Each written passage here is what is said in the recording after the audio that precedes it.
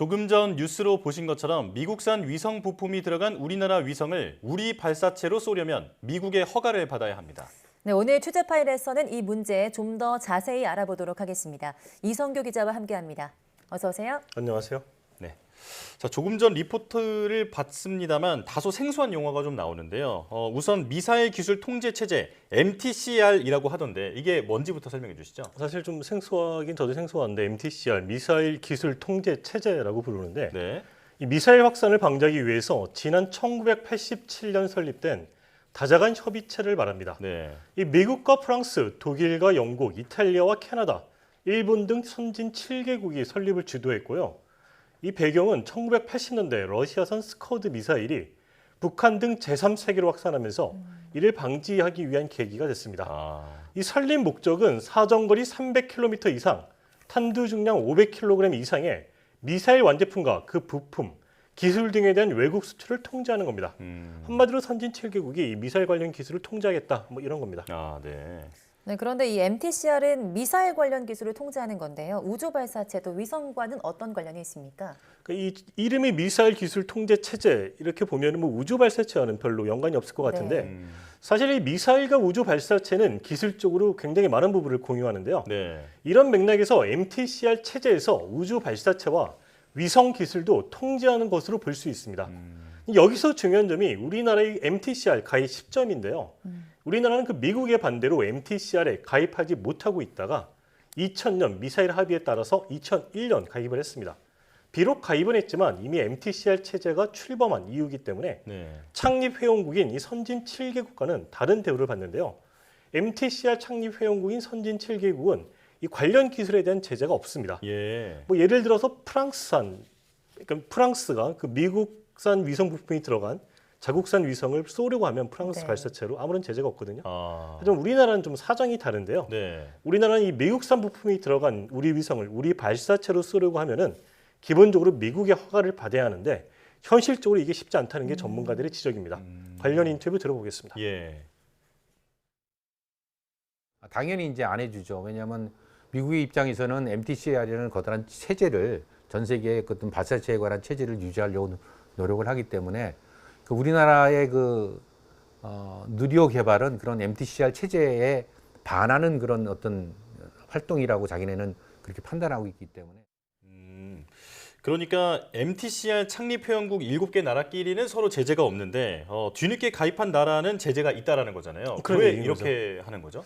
뭐 여러 가지 의견이 있는데 첫 번째는 미국의 입장에서는 이 기술 유출을 막기 위해서라는 건데요. 네.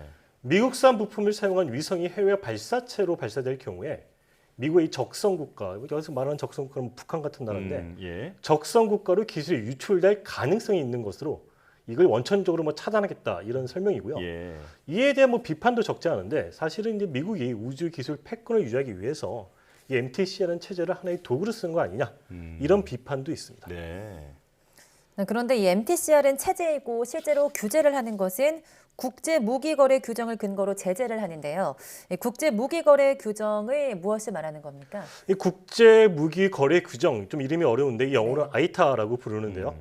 이 아이타는 미국 국무부가 주관해서 아이타 목록을 작성을 합니다. 네. 위성을 개발할 때 미국산 이 아이타 부품을 쓰려면 국무부가 작성한 그 목록에 포함되어 있는 부품을 쓰려면 기본적으로 미국의 승인을 받아야 그 부품을 위성에 쓸 수가 있습니다. 아, 그렇군요. 이런 부품이 들어가 있는 위성을 자국 발사체로 쏘려고 하면 다시 미국의 승인을 또 받아야 합니다. 네. 자, 그런데 이 아이타 그 제재를 받는 대표적인 부품이 바로 자이로스코프라고 하던데 네. 이 자이로스코프가 어떤 부품이고 또 그리고 이 자이로스코프라고 해서 다 똑같은 제재를 받는 건 아니라면서요? 이 자이로스코프는 우리 뭐 핸드폰에도 들어가 있는 부품인데 어떤 네. 위성의 자세를 제어하는 핵심 기능을 수행하는 부품인데요. 예. 위성의 자세를 제어하기 때문에 이 자이로스코프는 거의 모든 위성에 다 장착이 됩니다. 네. 이 자이로스코프는 그 성능에 따라서 아이타 제재를 받는 것도 있고 그렇지 않은 것도 있는데요. 네. 고성능의 자이로스코프라면 아이타 제재를 받는 거고요.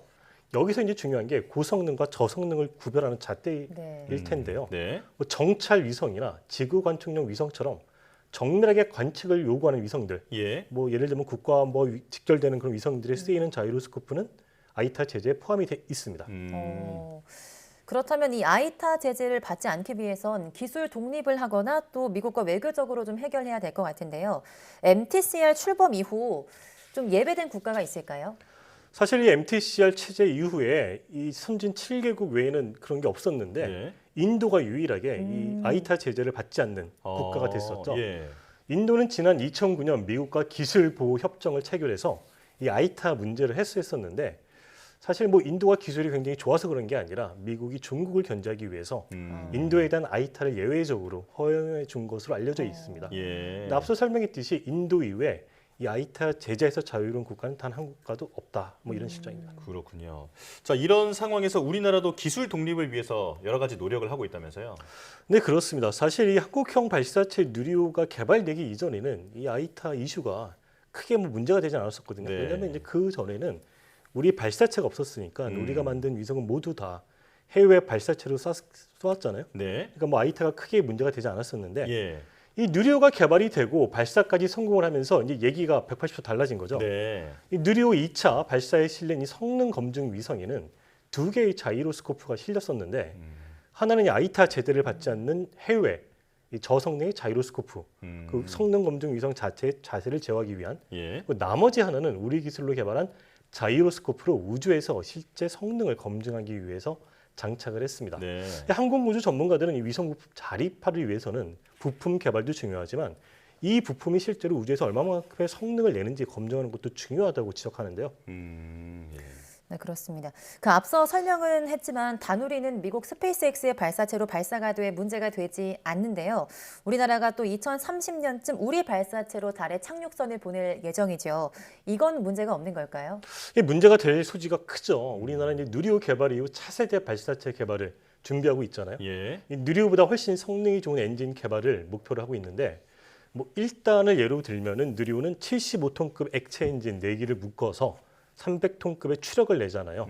이 차세대 발사체는 100톤급의 액체 엔진 5개를 묶어서 500톤급의 추력을 냅니다. 예. 이 차세대 발사체의 주요 용도가 우리가 만든 달 착륙선을 달에 보내는 건데요.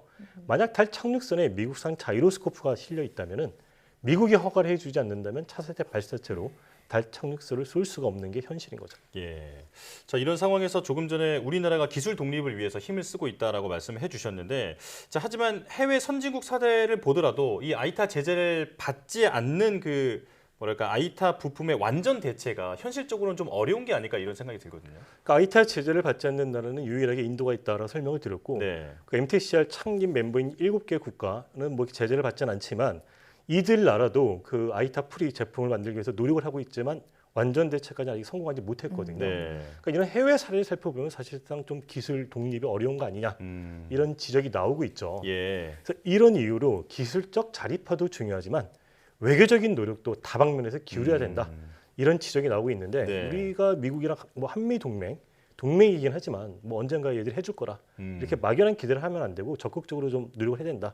이런 지적도 나오고 있습니다. 네. 전문가 인터뷰 들어보겠습니다.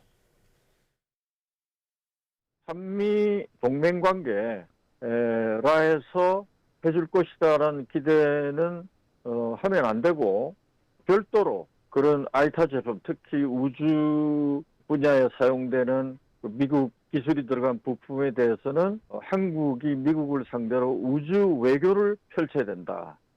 그러니까 우주 분야를 자꾸 과하게 한정하는 좁은 시야를 갖고 있는 사람들이 많은데 우주 외교를 아주 적극적으로 해야 됩니다.